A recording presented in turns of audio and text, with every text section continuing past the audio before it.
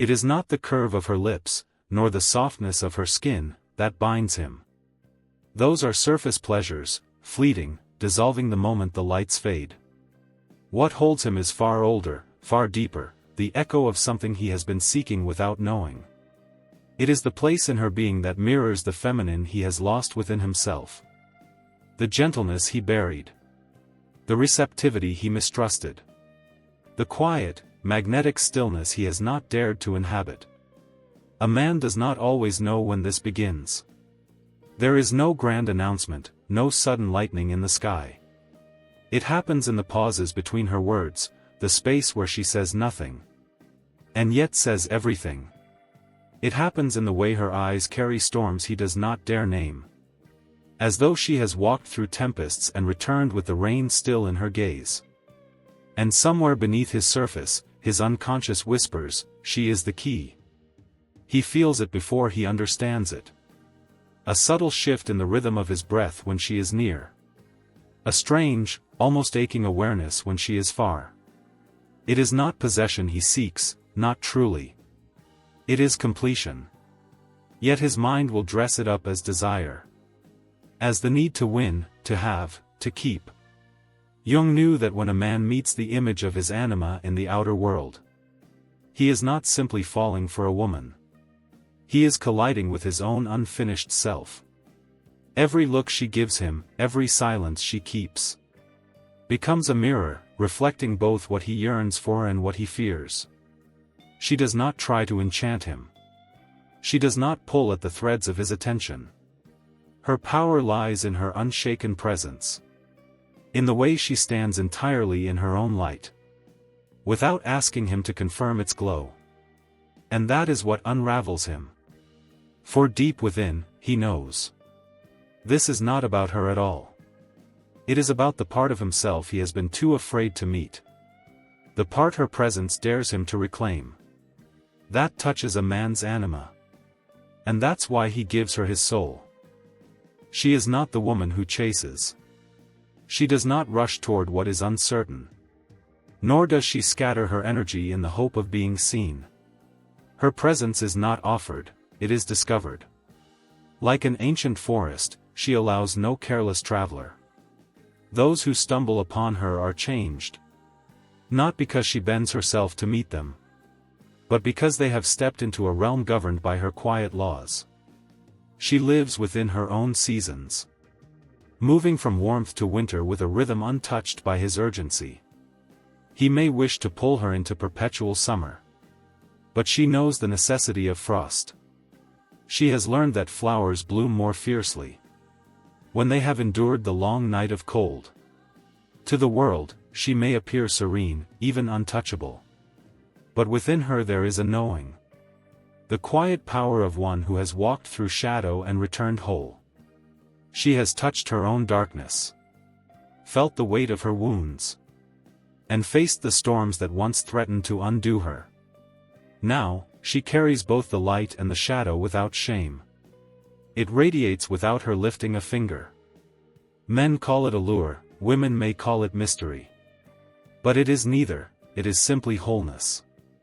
In Jungian thought, the anima is the man's inner feminine. The living image of beauty, tenderness, danger, and mystery that shapes how he loves. It is not an invention of the mind. It is an inheritance of the soul. When she appears outside of him, in the form of a woman whose energy awakens him, he feels both fascination and fear. For she does not simply reflect what he desires. She reflects what he has not yet integrated within himself. Her softness unsettles him, for it reminds him of the vulnerability he has silenced. Her calm unnerves him, for it exposes his restless need to control. Her mystery disorients him, for it whispers that not everything can be conquered or possessed. And still, he is drawn. Because in her, he senses the missing note in the song of his life. The anima is both muse and mirror. And in her presence, he begins to notice her in small fragments. The way her silences feel like gravity. Not the empty kind, but the kind that pulls, drawing the tides of his attention without effort. When she is near, time changes its pace. Minutes feel suspended, as though the air itself holds its breath in her presence. The ego resists at first. It tells him he is imagining it, that she is simply another passing figure in the crowd.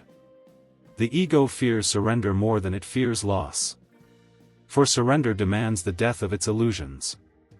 And to be drawn to her means surrender. Not to her will, but to something within himself he has avoided for years. Yet her stillness calls to him more than any chasing voice ever could. It is not the sweetness of flattery, nor the thrill of conquest, but the rare, unsettling sensation of being seen without being chased. She offers no net, no open hand tugging him forward. And that absence creates a space his mind cannot ignore. It is the paradox of the unattainable. The more she rests in her own orbit, the more his own orbit bends toward hers. He tries to convince himself it is control he seeks. That if he can just understand her, the pull will vanish. But understanding is not the cure. It is the deepening. In the spaces between their meetings, she appears in his thoughts without warning. Not in the way others do, as a memory he can choose to revisit, but as an intrusion, like a dream that will not fade in daylight. He recalls the stillness in her gaze, the unhurried cadence of her words, the way she seems untouched by his urgency. Something inside him stirs.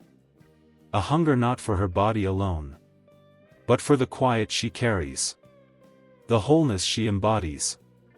It is a hunger for the feminine within himself, long neglected and now awakening in the reflection she provides. Jung wrote that the anima is not merely an image, but a bridge, a crossing point between the conscious man and his unconscious depths. In her presence, he feels the bridge forming, and with it, the risk. To cross is to change, and change, to the ego, is a kind of death. Still, he cannot look away. Her gravity is patient, and patience, he learns, is the most dangerous seduction of all. In the beginning, it is not her he sees. It is the projection of his anima. A vision painted not by her reality, but by the colors of his longing and the shadows of his wounds. Her face becomes the canvas on which he paints. The tenderness he has long denied. The vulnerability he once deemed weakness. The softness he abandoned in the pursuit of armor. He assigns her these qualities unconsciously. She becomes the embodiment of his lost gentleness.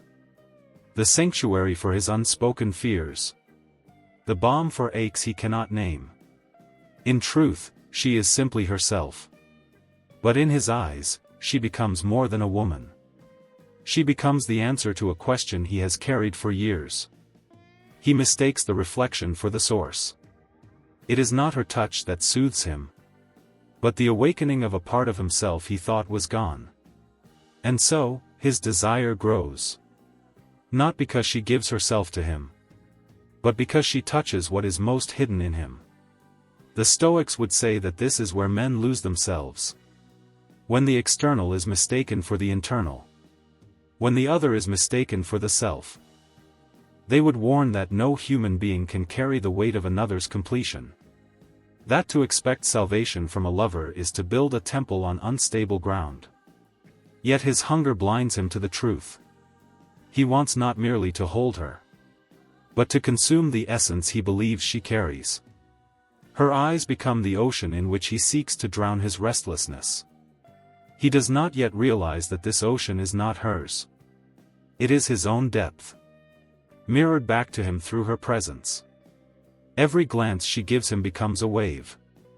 Every moment she looks away becomes an undertow. He begins to confuse her silence with invitation, her mystery with intimacy, her distance with depth. And the more she remains untouched by his urgency, the more he mistakes her composure for a private message meant only for him. What he chases is not her body, nor her words, but the elusive feeling she awakens. a sense of coming home to something he has never truly known. In this, his desire becomes less about her and more about the ache she reveals. And as that ache deepens, the line between reality and projection begins to blur. Until he can no longer tell where she ends. And he begins. Attachment begins subtly. It slips in between the spaces of conversation, woven through his anticipation of her words, through the quiet ache that blooms in the unspoken weight of her absence. He tells himself he is patient. But his thoughts betray him. Returning to her again and again. Searching for signs, for meaning, for proof. Every moment she does not offer herself becomes another thread tightening around his mind. It is not that she withholds. It is that she moves on a current that is hers alone. She does not do this out of malice. She is simply not living in the economy of his need. Her value is not measured by how quickly she responds, but by the depth of her own inner world.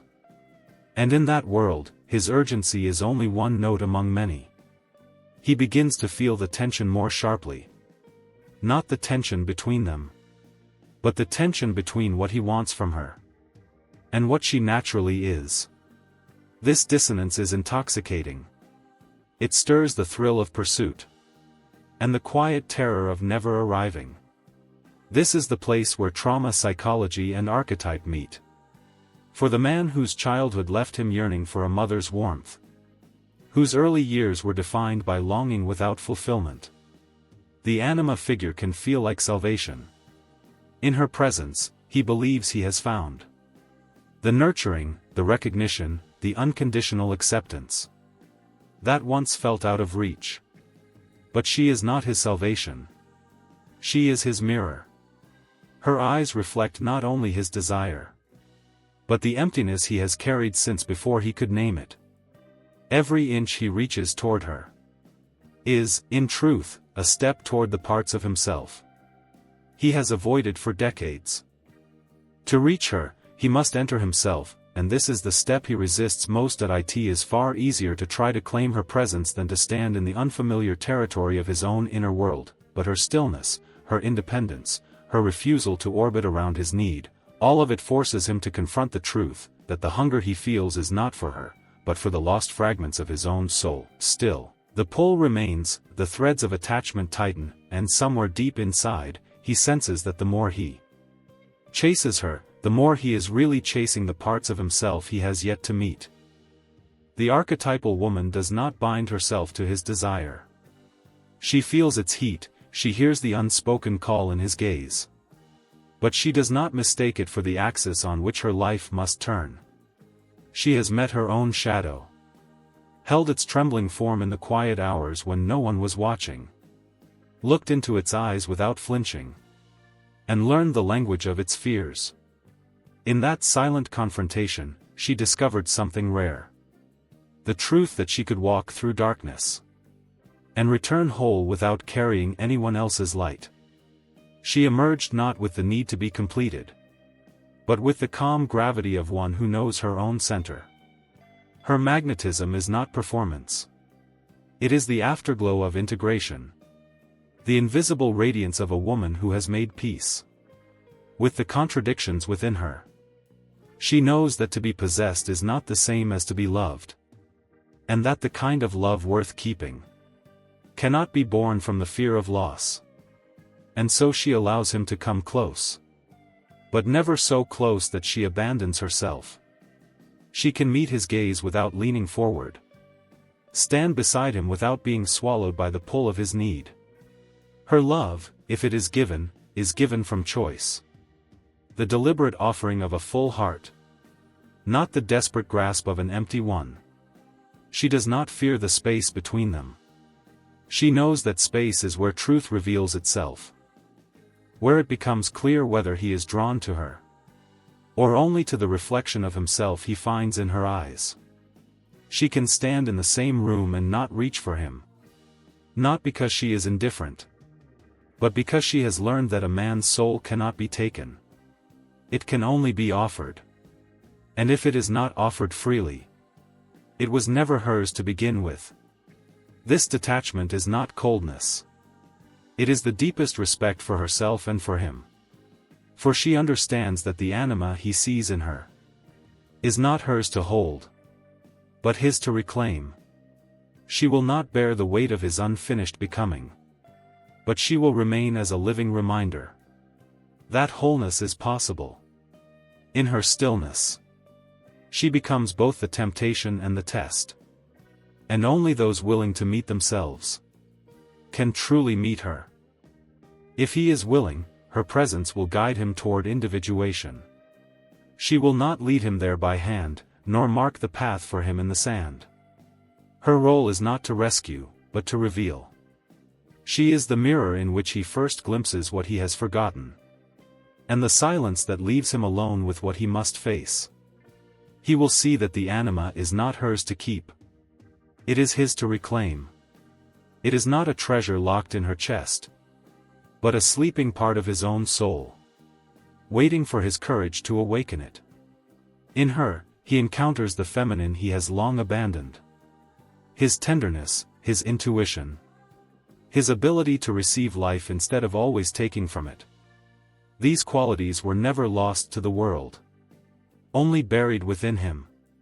In loving her, he begins, often without realizing, to love the forgotten parts of himself.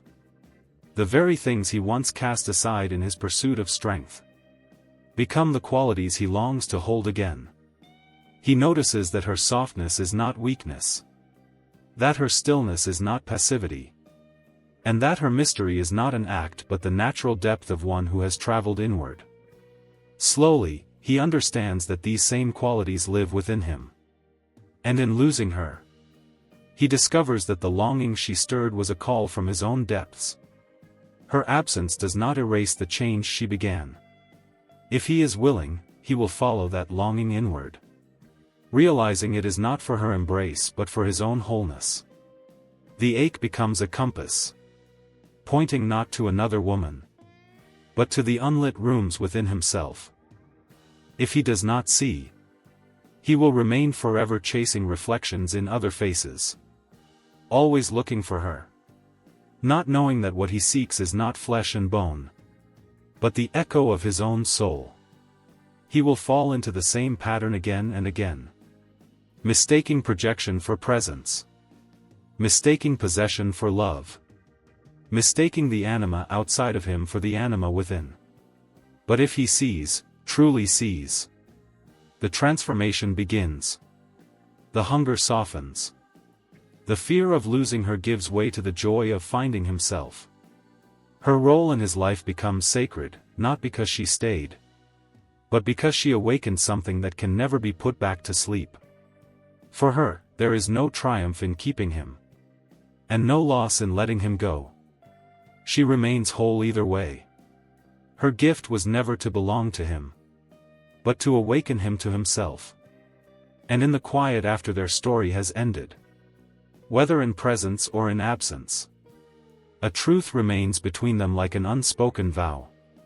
That touches a man's anima. And that's why he gives her his soul. She walks on, unchanged. Not in defiance, and not in triumph, but in the weightless freedom of one who is whole. Her steps are unhurried, her body unbent by the invisible threads that once sought to bind her. The air around her seems to belong to her alone, as though she has claimed it simply by breathing it in. He stands still, watching. There is no scene to stop her, no plea on his lips. Only the quiet awareness that something in him has been touched that cannot be untouched. It is not pain he feels now, but the raw ache of recognition. She is no longer the woman he believed her to be. She is something far larger. Something he cannot name without also naming himself. Her name may fade from his lips in time. The sound of her voice may dissolve into the blur of memory. But the image of her will remain, etched into him in a way that resists the erosion of years. Not her face, nor her form, but the way she stood in herself without apology. The way her eyes seemed to look not at him, but through him. as if she could see the part of him he had never dared to meet. And when he dreams, she returns. Not always as she was, but as a presence that slips between shadow and light, reminding him of the unfinished work within. She appears in moments of silence, when the world falls away and only the sound of his own breath remains. In those dreams, she does not speak, because she never needed to. Her power was never in her words, but in the mirror she held to his soul. Years may pass. He may love others, walk through cities she has never seen, build a life that has no room for her in its visible frame. And yet, in some unlit corridor of his mind, she moves like a quiet flame, untouched by time, untouched by distance. It will dawn on him slowly, perhaps while lying awake in the dark, that the gift she gave him was never her love, never her body, never her staying. It was the reminder that somewhere inside him lives the very thing he sought in her. That the anima is not a treasure to be won from another, but a truth to be claimed within. And so, though she walks away into her own horizon, her presence remains, not as a wound, but as a doorway. A doorway he may choose to walk through, or spend the rest of his life circling from the outside. That touches a man's anima, and that's why he gives her his soul. She walks on, unchanged. Not in defiance, and not in triumph, but in the weightless freedom of one who is whole. Her steps are unhurried, her body unbent by the invisible threads that once sought to bind her. The air around her seems to belong to her alone, as though she has claimed it simply by breathing it in. He stands still, watching. There is no scene to stop her, no plea on his lips. Only the quiet awareness that something in him has been touched that cannot be untouched. It is not pain he feels now, but the raw ache of recognition. She is no longer the woman he believed her to be. She is something far larger. Something he cannot name without also naming himself. Her name may fade from his lips in time. The sound of her voice may dissolve into the blur of memory. But the image of her will remain, etched into him in a way that resists the erosion of years. Not her face, nor her form, but the way she stood in herself without apology. The way her eyes seemed to look not at him, but through him, as if she could see the part of him he had never dared to meet. And when he dreams, she returns. Sometimes as shadow, sometimes as light, reminding him that what he sought in her was a truth he had always carried within. Because the moral of this story is simple. Love that is born from projection is only a shadow of true connection. When a man sees the anima in a woman, he is not discovering her. He is discovering himself. The deepest relationships are not about possession, but about awakening. And the greatest gift one soul can give another is the reminder that they are already whole. Now, tell me in the comments, which moment in this journey spoke to you most? Was it the realization that she was only a mirror, or the truth that the anima must be reclaimed from within? And if you could add a lesson from your own story, what would it be? If these words stirred something deep inside you, click the like button. It's a way of saying, I felt this. Share this with someone who knows the pull of a love they cannot name. And if you wish to keep walking these inner roads together, subscribe and press the bell icon. Because the soul is always speaking. The question is, are you listening? That touches a man's anima. And that's why he gives her his soul.